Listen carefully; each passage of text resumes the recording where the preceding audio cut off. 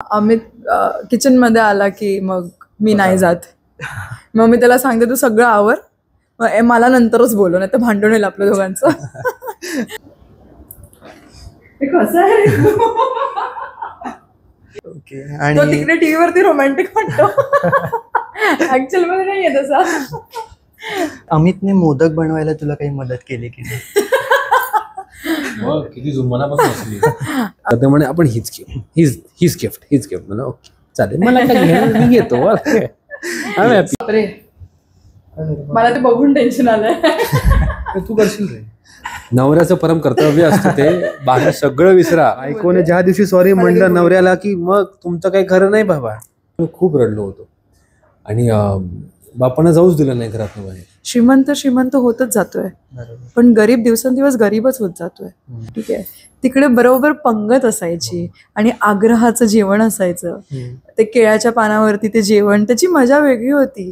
ते चुलीवरचं जेवण. 4 दिवसांचं आयुष्य आहे, त्यात रुसवे फुगवे रागून काही होणार नाही. तर नमस्कार मंडळी. आणि सध्या गणेशोत्सवाची सगळीकडेच धामधूम तयारी चालू आहे आणि गणपती बाप्पाचं आगमन देखील झालं आहे. तर मी तुमचं एस मराठीमध्ये खूप मनापासून स्वागत करतो. यंदा आपण गणेशोत्सव निमित्त एक खास सेगमेंट घेऊन येतोय, ज्याचं नाव आहे बाप्पा आणि सेलिब्रिटी या नावाने. आणि आपले स्वीटनेस पार्टनर आहेत कात्रज डेअरी. सो प्रथम तुम्हाला कात्रज डेअरीकडून चॉकलेट मोदक हे देऊन आपण सुरुवात करूयात. थँक्यू. रिधान खाना. आम्ही आता रिधानचीच आठवण द्या. देवापाशीच सर्वात बेस्ट म्हणजे.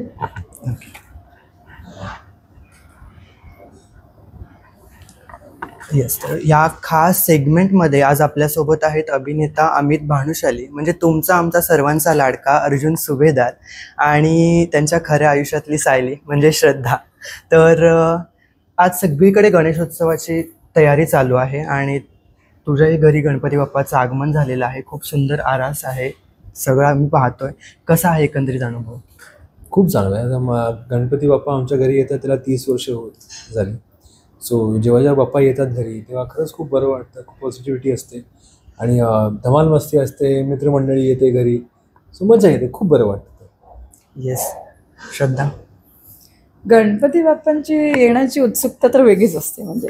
आणि दरवर्षी एकदम आतुरतेने वाट बघतो. विसर्जनाच्या दिवशी आपण सांगतो की पुढच्या वर्षी लवकर ये, तर पुढचा वर्ष कधी येईल ह्याचीच वाट बघतो. अगदी त्या दुसऱ्या मिनिटापासून वाट बघायला सुरुवात करतो. त्यामुळे गणपती बाप्पा घरी आल्यावरती एकदम प्रसन्न, आनंदमयी, खूप छान वातावरण असतं. येस. तर गणपती बाप्पांचं जेव्हा घरात आगमन झालं तर सर्वात जास्त गडबड कोणाची होती, तुझी, श्रद्धाची की रिधानची? रिधानची गडबड नसतेच, तो गडबड करण्यासाठीच असतो. तर आम्हाला गडबडून टाकतो ऍक्च्युली. तशी गडबड असायलाच पाहिजे हे म्हणेन. कारण जेव्हा किंवा तूही बघशील की आपल्या घरात एखादा महत्त्वाचा पाहुणा येत असेल तेव्हा आपली गडबड असतेच. कुठे बसवायचं, काय करायचं, काय नैवेद्य दाखवायचं, काय द्यायचं खायला प्यायला. आणि आता तर साक्षात बाप्पा येत आहेत, घरी विराजमान होत आहेत. सो गडबड तर असतेच. प्रत्येक गोष्टीसाठी प्लॅनिंग असतं आणि मज्जा असते, पण त्या गडबडमध्ये इरिटेशन नसतं, उलट मज्जा असते त्यामध्ये. तर यावर्षी काही खास तुमचं हे होतं का, मागच्या वर्षीची गणपती मूर्ती आणि ह्या वर्षीच्या मूर्तीमध्ये काही खास नियोजन होतं का? नियोजन म्हणजे हेच की आम्ही आधी लहान बाल गणेश आणले होते. माझा मुलगा जो आहे तो खूप लहान होता तेव्हा. आणि त्यानंतर मागच्या वर्षी आम्ही गणपतीच्या हातात वीणा होती तशी एक मूर्ती होती, ती आणली होती. सो ते प्रतीक आहे की विद्याचं, शिक्षणचं. आणि आज आहे बाप्पा आले, शिक्षण दिलं आणि आता बाप्पा आरामात बसले. तुम्हाला सगळं शिकून झालंय, आता तुम्ही त्याचं कसं अंमल करताय ते मी बघतोय. नाही तर पुढच्या वर्षी मी छडी घेऊन येईन. येस. तर सेटवर कशा प्रकारे गणेशोत्सव साजरा करणार आहात? धमालमध्ये धमाल मस्ती सुरूच असते आणि आता केस जिंकलो आहोत आम्ही. सो सगळेच खूप खुश आहेत. पण अजूनही लोकांच्या मनात कुठेतरी आहे प्रश्न आहे की खरी सायली कोण आहे, ते कधी बाहेर येणार आहे. सो त्याकडेच आम्ही आता चाललेलो आहोत. सो तेही तुम्हाला लवकरच कळेल. तर लहानपणाची एखादी गणेशोत्सवाची अशी आठवण आहे का जी तुझ्या अजूनही स्मरणात आहे आणि तू ती विसरू नाही शकत? एक आठवण आहे जी मी कधी विसरू शकणार नाही. ती म्हणजे मी जेव्हा लहान होतो ते खूप लहान असेल मी, आणि आईबाबांनी 5 वर्षाचा नवस केला होता की बाप्पांना बोलवू आम्ही घरी. शेवटचं वर्ष जेव्हा होतं आणि जेव्हा मला कळलं की आता पुढच्या वर्षापासून बाप्पा येणार नाहीये, शेवटचं वर्ष आहे, तेव्हा मी खूप रडलो होतो. आणि बाप्पांना जाऊच दिलं नाही घरातून बाहेर. म्हणलं नाही, मी नाही जाऊ देणार, त्यांना आपण ठेवू. बाबा म्हणाले की असं असेल तर आपण पुढच्या वर्षी परत बोलू बाप्पांना, पण आत्ता जाऊ दे, आता वेळ आहे. मग कुठेतरी मी थांबलो रडण्याचं, आणि मग मला सांगितलं की पुढच्या वर्षापासून दरवर्षी बाप्पा येणार आहे आपल्या घरी. ती एक आठवण होती जी कायम अशी ती पूर्ण रेकॉर्डेड व्हिडिओ माझ्या डोळ्यासमोर आहे अजून. ती खूप छान आठवण आहे. आणि त्यानंतर बाप्पा दरवर्षी येतात आमच्या घरी. येस. श्रद्धा, तुझी काही स्पेसिफिक अशी आठवण? मग इथं कोकणची आहे, रत्नागिरीची बऱ्याच आठवणी असतील. गणपती म्हटलं की कोकणातला गणपती म्हणजे माझ्या आठवणीत तेच आहे, कारण की लग्ना अगोदर आजी आजोबांच्या इकडेच गणपती असायचा आणि आजी आजोबा कोकणात, त्यामुळे कोकणातल्या गणपतीची धमाल ही शहरामध्ये नाही आहे खरं सांगायचं तर. त्यामुळे तिकडे आमची म्हणजे सगळे असे मिळून पूर्ण गावकरी एकत्र व्हायचे आणि महाआरती व्हायची, संध्याकाळी मस्त भजन कीर्तन व्हायचे आणि म्हणजे खूप धमाल मस्ती. म्हणजे आज आम्ही बघतो इकडे जेवायचं जरी असेल तरी बुफे सिस्टम असतो, ठीक आहे, तिकडे बरोबर पंगत असायची आणि आग्रहाचं जेवण असायचं. ते केळ्याच्या पानावरती ते जेवण, त्याची मजा वेगळी होती. ते चुलीवरचं जेवण, ते गरम गरम मोदक, त्याच्यात ते साजूक तूप घालून खायचं. त्या सगळ्या आठवणी म्हणजे खूप खूप मोठं मिसिंग फॅक्टर आहे माझ्यासाठी ते. तर अमित, असं म्हटलं जातं की प्रत्येक यशस्वी पुरुषामागे एका स्त्रीचा हात असतो, तर ते कसं तू एक्सप्लेन करशील? 2 स्त्री आहेत माझ्या इथे, माझी आई आणि माझी बायको.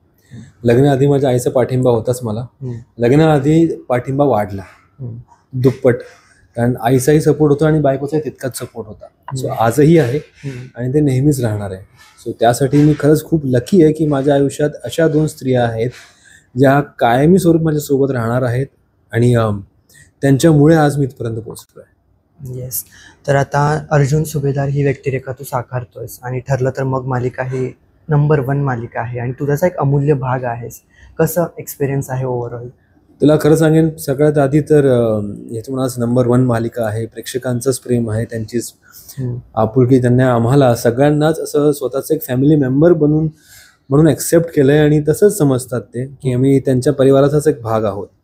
पण तुला खरं सांगू, मी आजपर्यंत नंबर्स कधीच पाहिले नाही.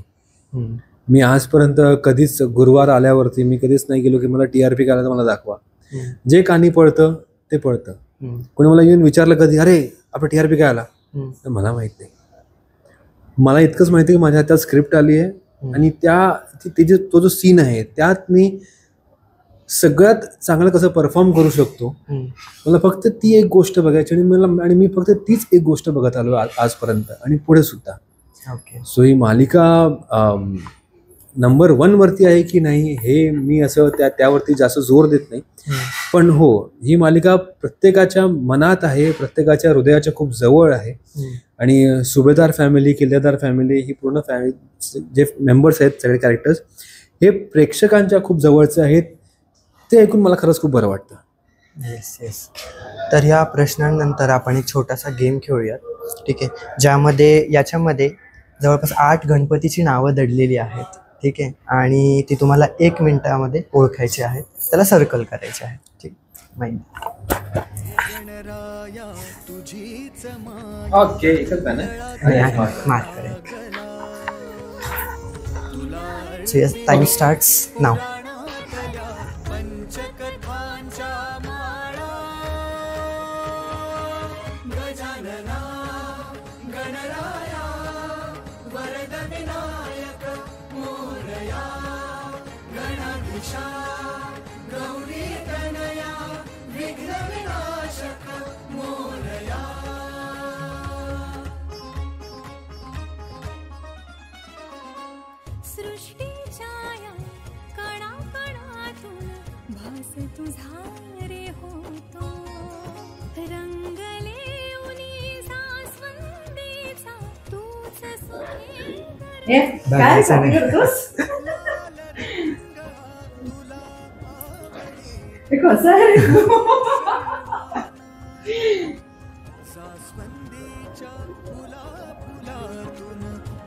दिसे आम्हाला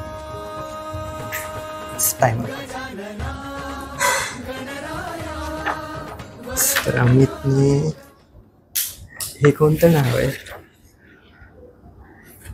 फक्त गजानन हवं. हा मला गजानन होतं ते 1 2 3 4 5 6 आणि 1 2 3 7. सो विनर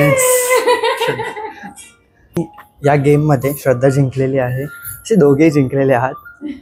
सगळे पाहुणे येत असतात सो अप्रुव्हल द्यायचं असतं मेन गेटसाठी. तर जसं आपण पाहिलं की या गेममध्ये दोघांनी खूप छान सहभाग घेतला. खूप एनर्जेटिक होतात. तू कॉपी केलंस थोडं तिचं 2-3 नावं. तर त्यासाठीच कात्रज डेअरीकडून तुम्हाला खव्याचे आणि मँगो फ्लेवरचे मोदक मिळत आहे. आणि यांची स्पेशालिटी ही आहे की हे प्युअर खव्याचे आहेत आणि कुठलीही प्रिझर्वेटिव्ह याच्यामध्ये आपल्याला मिळणार नाही. ठेवतो इकडे.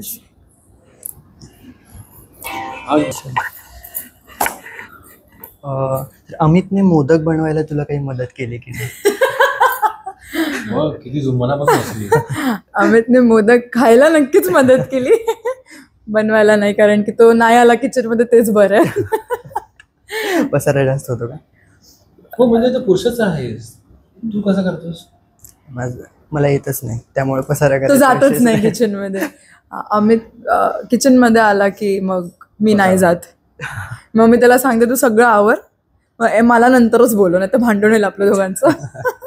अच्छा. अमितने केलेली खास डिश तुझ्यासाठी आतापर्यंतची अशा बऱ्याच आहेत, पण एकदम स्पेशल सांगितलं तर अमितच्या हातचा फ्राईड राईस आणि त्याच्या हाताची खीर प्रचंड आवडते. अमितने साकारलेला कोणता रोल तुला सगळ्यात जास्त आवडतो? सगळेच रोल आवडतात, हे तर म्हणजे खूपच आहे, पण अगदी मनापासून सांगायचं असेल तर मला आत्ताचा त्याचा रोल आहे ठरलं तर मग तो मनापासून खूपच आवडतो. हे सगळ्या प्रेक्षकांनाच आवडतं. म्हणजे वकिलाची ती भूमिका, अर्जुन सुभेदार हे कॅरेक्टर खूप छानरित्या तो हाताळतोय आणि प्रेक्षक पसंत करतात म्हटल्यावरती मी काय सांगायचं आता. खूपच छान करतोय तो. तर श्रद्धाने तुला बुलेट गिफ्ट केली होती असं तू म्हणालास, त्या भावना कशा होत्या? खूप छान होत्या. अमितने मोदक बनवायला तुला काही मदत केली की नाही?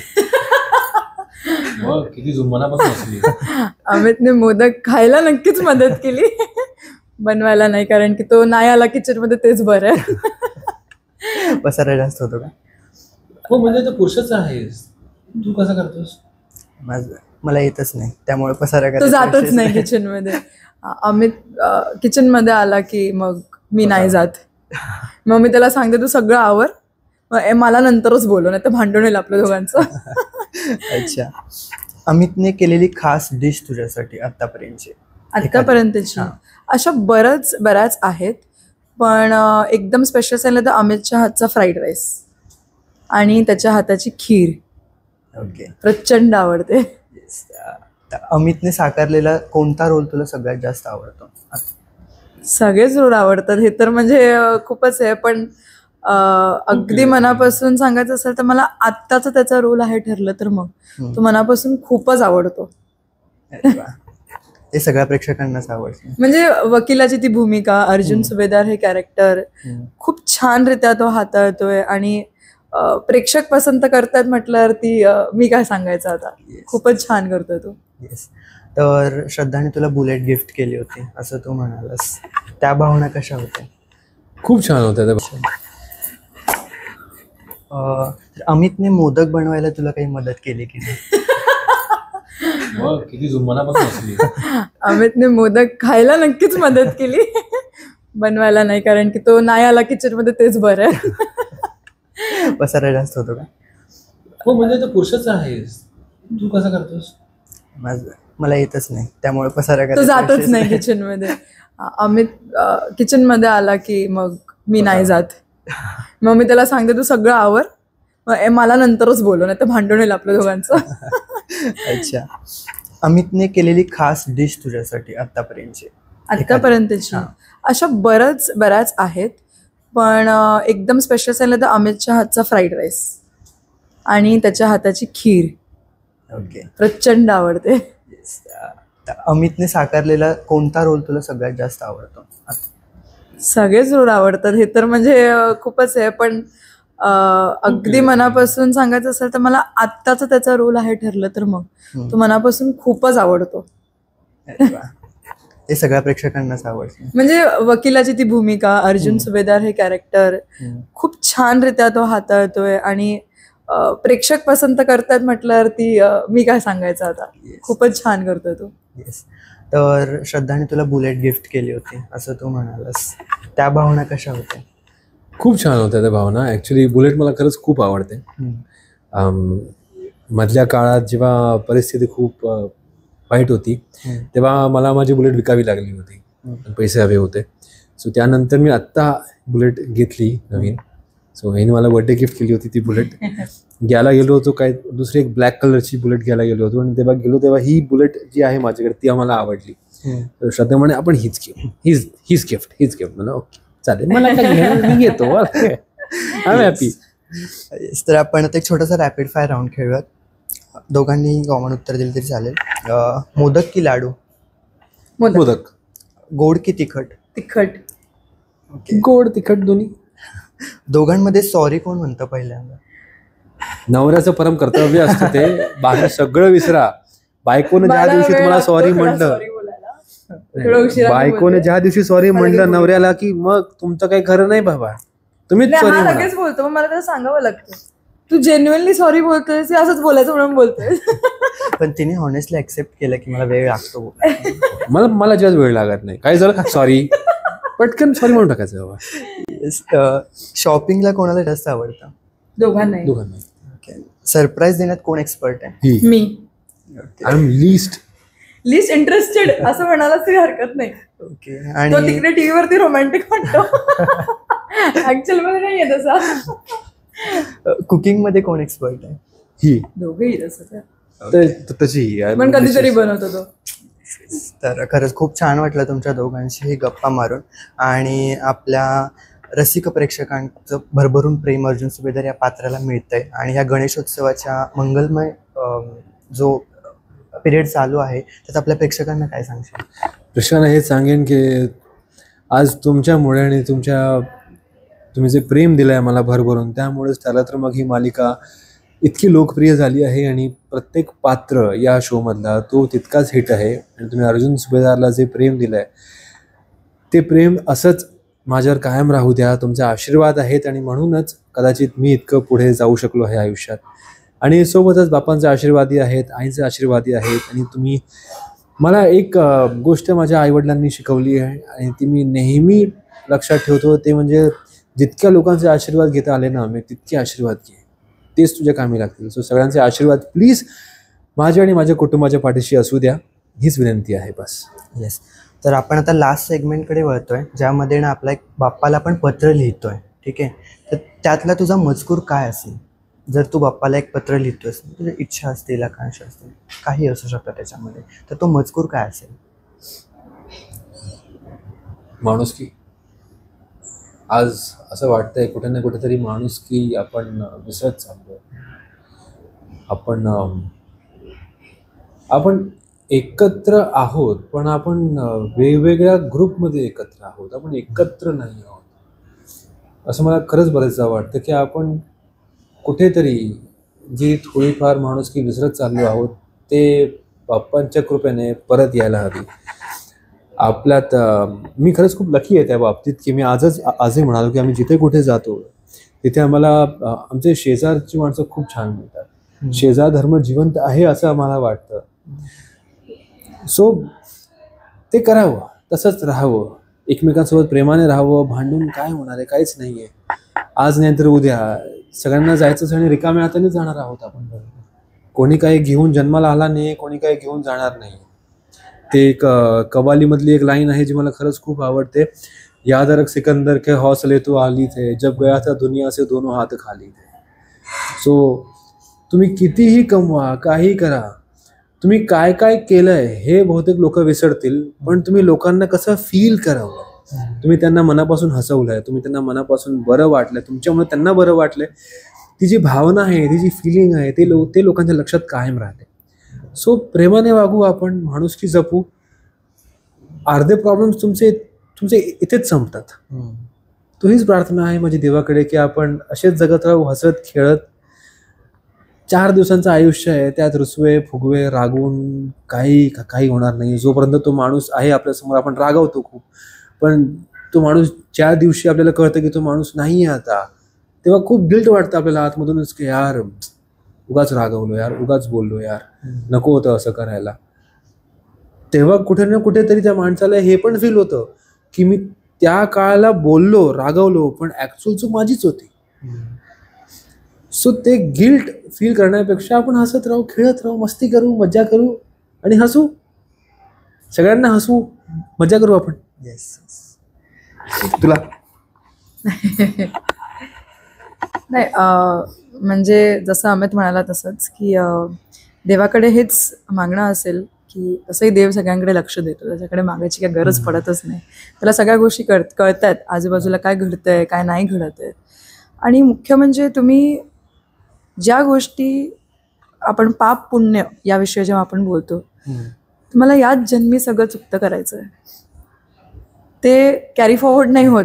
असं तुम्ही चांगले असाल, तुमचं मन चांगलं असेल, ऑटोमॅटिकली तुमच्या आजूबाजूला सगळ्या गोष्टी चांगल्याच घडणार आहेत.